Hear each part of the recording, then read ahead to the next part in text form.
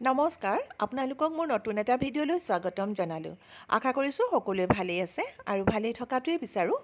এইকেইদিন বহুত গৰম আছিল, কিন্তু কালি দুদিনমান হ'ল বৰষুণ দি থকা ভাল লাগিছে, ঠাণ্ডা হৈছে বতৰটো অকণমান। আৰু আজি মই ইমান গৰমত, যিহেতু এতিয়া জুন মাহ সোমালে, লাহেকৈ আৰু গৰমটো বেছি হ'বই, ইমান গৰমত আমি চাকুলেণ্টক কেনেকৈ কেয়াৰ ল'ব লাগে আৰু নমৰাকৈ কেনেকৈ ৰাখিব পাৰোঁ তাৰ বিষয়ে ক'ম। আৰু মোক চাকুলেণ্টৰ কেয়াৰৰ বিষয়ে এটা ভিডিঅ' দিবলৈ কৈছিল মোৰ এগৰাকী সদায় চোৱা দৰ্শক, আৰু তেখেতৰ নাম হৈছে ইলা শৰ্মা। তেখেত গুৱাহাটীৰ, আৰু তেখেতে কোৱাৰ বাবে মই ভিডিঅ'টো লৈ আহিলোঁ, আৰু আপোনালোকেও যাতে এই ভিডিঅ'টোৰ পৰা উপকৃত হ'ব সেয়াই মই আশা ৰাখিলোঁ। এইকেইটা হ'ল চিডাম এডল্ফি। মই আগতে এইকেইটাৰ ভিডিঅ'ত আপোনালোকক দেখুৱাইছোঁ, আৰু এইকেইটা মই বহুত বছৰৰ পৰা পানীতে ৰাখি থৈছোঁ, মানে ৰ'দ বৰষুণ সকলো সমান পায়, কিন্তু আজিলৈকে একো হোৱা নাই। আৰু ই এনেকৈয়ে ভাল পায়, আৰু তাৰ পুলি এইখিনি মই বনাইছোঁ। সেইকেইজোপাই মোৰ মাদাৰ প্লেণ্ট। এইখিনি মই 15 ফেব্ৰুৱাৰীত কাটিং কৰিছিলোঁ। সাধাৰণতে আমি চাকুলেণ্ট সদায় ফেব্ৰুৱাৰী মাহৰ 15 তাৰিখৰ পৰাই কাটিং আৰম্ভ কৰিব লাগে এপ্ৰিল মাহলৈকে।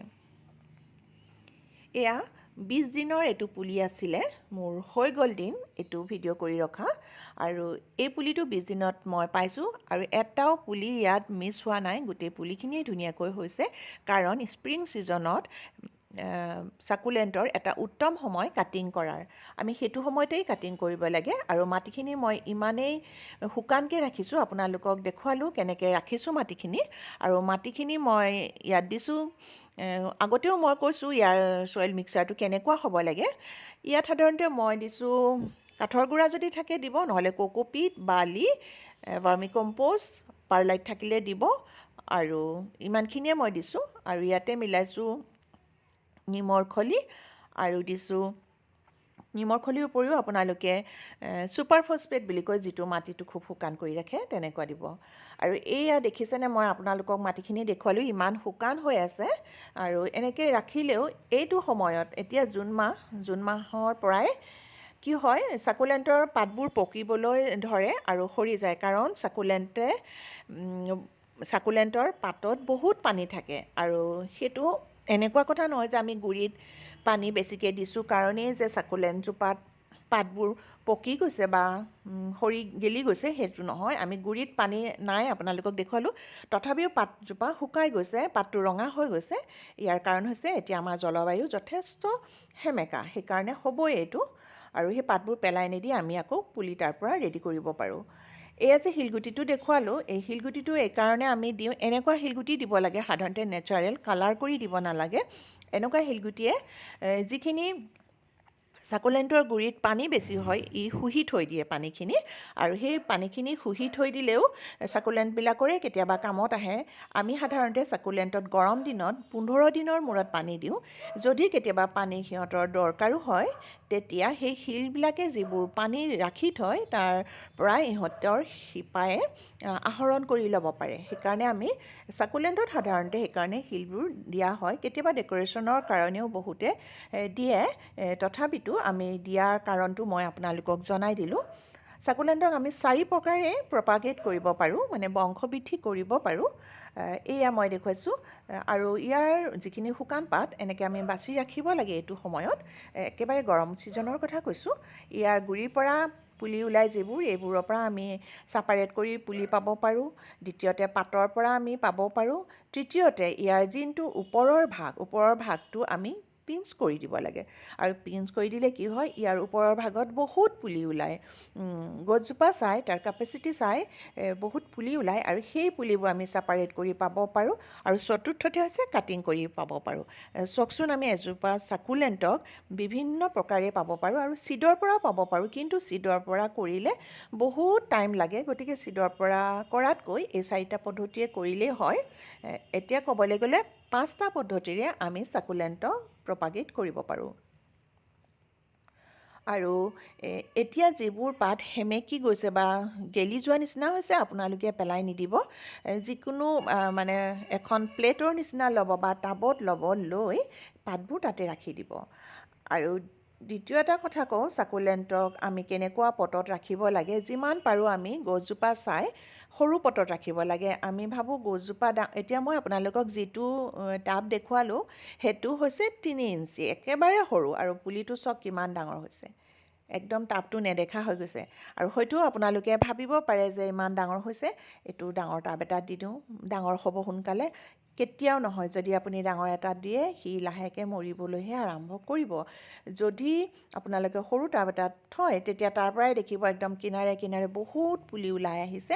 আচলতে কি হয়, আমি যদি ডাঙৰ পাত্ৰত দি দিওঁ, আমি 15 দিনত হ'লেওতো আমি এবাৰ পানী দিম, বা 10 দিনত হ'লেও, তেতিয়া পানীটো আমি মাটিখিনি তিতাকৈ দি দিম যে, তেতিয়া সেই মাটিখিনি যে টাবটো ডাঙৰ হোৱাৰ কাৰণে যথেষ্ট মাটি থাকিব, আৰু সি পানীখিনি লৈ ল'ব। তেতিয়া সেই মাটিখিনি 15 দিনলৈকে হয়তো পানী থাকিবই মাটিখিনিত, কিন্তু আকৌ 15 দিনত আমি পানী দি দিম, তেতিয়াই গেলিবলৈ আৰম্ভ কৰে।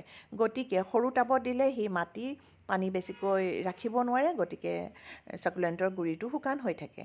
আৰু এতিয়া মই পাতখিনি যেনেকৈ মানে গুৰিটোত পেলাই দিলোঁ, ঠিক আপোনালোকে পচিছে বা গেলিছে বুলি পাতবোৰ পেলাই নিদি ৰাখি থ'বচোন। আৰু তেনেকুৱা পচি যোৱা পাতৰ পৰাই যে পুলি কেনেকৈ ওলায়, মই এতিয়া আপোনালোকক দেখুৱাম। আৰু এইখন মই এটা বনচাই প্লেটত ৰাখি থৈছোঁ। এজোপা অয়ানিয়াম, এজোপা চাওক মই আগটো পিঞ্চ কৰি দিলোঁ, আপোনালোকক দেখুৱাইছোঁ আগটো পিঞ্চ কৰিলে কেনেকৈ পুলিবোৰ ওলায়। ইমান পুলি ওলাইছে, আৰু ইয়াৰ পৰা আমি এতিয়া ঠাণ্ডা আহিলে লাহেকৈ ছেপাৰেট কৰি দিম পুলিবোৰ। আৰু এতিয়া ছেপাৰেট কৰিব হোৱাও নাই। আৰু গৰম দিনত যেতিয়া জুন, জুলাই, আগষ্ট, ছেপ্টেম্বৰৰ 17 তাৰিখলৈকে আমি চাকুলেণ্টক প্ৰপাগেট কৰাৰ কথা ভাবিব নালাগে, বা ৰিপৰ্ট কৰাৰ কথা আমি কেতিয়াও ভাবিব নালাগে। আৰু এতিয়া আমি 15 দিনৰ পাছত গৰম দিনত পানী দিবলৈ কৈছোঁ যে, সেই পানীখিনি আপোনালোকে এনেকুৱা প্লেইন পানী নিদি আপোনালোকে চাৰ্ফ, যিটো ফাংগিচাইড যিকোনো এটা, তাতে গুলি আপোনালোকে তেনেকেই স্প্ৰে কৰি দিব পাতলকৈ। তেতিয়া আপোনাৰ ফাংগাছৰ পৰা হাত সাৰিব, আৰু যিখিনি সিহঁতৰ পানীৰ প্ৰয়োজন হয় সেই পানীখিনিও পাব। কিন্তু আপোনালোকে এই গৰম কেইদিন 15 দিনৰ মূৰতহে পানী দিব। এজোপা এনেকৈ মই পিঞ্চ কৰি থৈছিলোঁ, এয়া পুলি ওলাইছে এতিয়া। আৰু এইটো মই ইমান সৰু চিৰামিক পটটোতে বহুত বিভিন্ন ভেৰাইটি ইয়াত চাকুলেণ্ট ৰুই থৈছোঁ। আৰু চাকুলেণ্টক এনেকৈ ৰোৱাৰ কাৰণ হৈছে, ইয়াক বহুত জেগা নালাগে। আৰু এইজোপা মোৰ বহুত বছৰীয়া পুৰণা হৈ, হয়তো 8 বছৰ মানে ৰাখিছোঁ, একেবাৰে সৰু পুলি এটা আছিলে। আৰু এইজোপা মই আচলতে ভিডিঅ'টো কালি কৰিছিলোঁ, আজি দিছোঁ। সেইজোপা মই ভিডিঅ' কৰাৰ পাছতেই নামচাইৰ পৰা কাষ্টমাৰ আহিলে আৰু পুলিটো লৈ গ'ল। তেতিয়া মনতে ভাবিছোঁ ভালেই হ'ল মই ভিডিঅ' কৰি ৰাখিলোঁ, আৰু বেয়া লাগিছিলে দিবলৈ, ইমান দিন মৰমেৰে ৰাখি থৈছোঁ। দুখ লাগিছিলে, কিন্তু মোৰ দিবলৈও মন নগৈছিলে। তেখেতে বৰ হেঁপাহেৰে ল'লে, নামচাইৰ পৰা আহিছোঁ বাইদেউ দিয়ক।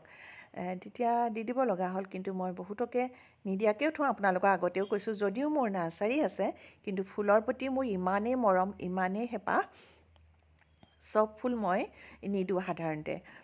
আৰু মোৰ নাৰ্চাৰীলৈ অহা মানুহে বহুতেই জানে, সেইকাৰণে বহুতে সোধে যে বাইদেউ এইটো বিকিবনে নাই বুলি, মানে মোৰ কৰ্মচাৰীবিলাকক সোধে। আৰু আচলতে দুখ লাগে কেতিয়াবা, বহুত দিন যেতিয়া মৰমত থৈ দিওঁ ফুলজোপা, নিজেই চাম বুলি, সেয়া আৰু এতিয়া মই ইম'চনেল হৈ গৈছিলোঁ কওঁতে। এতিয়া মই এয়া চাওক, এইজোপা যে গ্ৰীণ কালাৰজোপা দেখুৱালোঁ, এইজোপা হৈছে কেম্পফায়াৰ, ক্ৰাছুলা কেম্পফায়াৰ বুলি কয়। সেইজোপা ছাঁহত থ'লে তেনেকুৱা গ্ৰীণ হয়, গতিকে ৰ'দত থ'ব আপোনালোকে সদায়। এয়া হৈছে এল'ভেৰা, এটা নহয়, স্নেক প্লেণ্টৰ এটা ভেৰাইটি, এয়া পাতৰ পৰা ওলাই। মই আপোনালোকক দেখুৱাবলৈ সেইজোপা আপোনালোকক দেখুৱালোঁ। আৰু চাওক, পাতবোৰ গেলি গৈছে বুলি আপোনালোকে পেলাই নিদিব।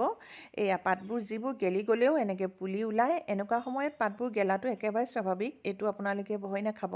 কিন্তু আপোনালোকক মই বাৰে বাৰে কৈছোঁ, শুকান দেখিলে পানী নিদিব। এইজোপা মই নিজ হাতেৰে কৰা এখিলা পাতৰ পৰাই। এতিয়া পাতবোৰ যিহেতু গুৰিত পানী নিদিলেও পাতবোৰ নিজে নিজে, এতিয়া জলবায়ু যিহেতু শুহি লৈছে পাতবোৰে, আমাৰ সেমেকা জলবায়ু, এনিটাইম আমাৰ জলবায়ুত পানী বহুত বেছি আছে, পানীখিনি শুহি ৰাখিছে সিহঁতি, গতিকে পাতবোৰ নিজে নিজে এনেকৈ সৰি যাবই, একো নাই। ইয়াৰ পৰা আকৌ আমি পুলি পাম নতুনকৈ, তেতিয়া আকৌ অক্টোবৰ নৱেম্বৰ মাহত নতুনকৈ আকৌ লগাব পাৰিম। আজি সাকুলেণ্টৰ বিষয়ে মই ইমানখিনি ক'লোঁ আজি আপোনালোকক আৰু ভিডিঅ'টো বহুত বেছি দীঘলো হ'ল আজি লৈ আহিছোঁ যিসকলে মোৰ ভিডিঅ'টো নতুনকৈ চাইছে লাইক শ্বেয়াৰ ছাবস্ক্ৰাইব কৰিব বুলি আশা ৰাখিলোঁ পুনৰ আপোনালোকৰ মাজলৈ আহিম নতুন এটা ভিডিঅ' লৈ আজি লৈ আহিছোঁ ধন্যবাদ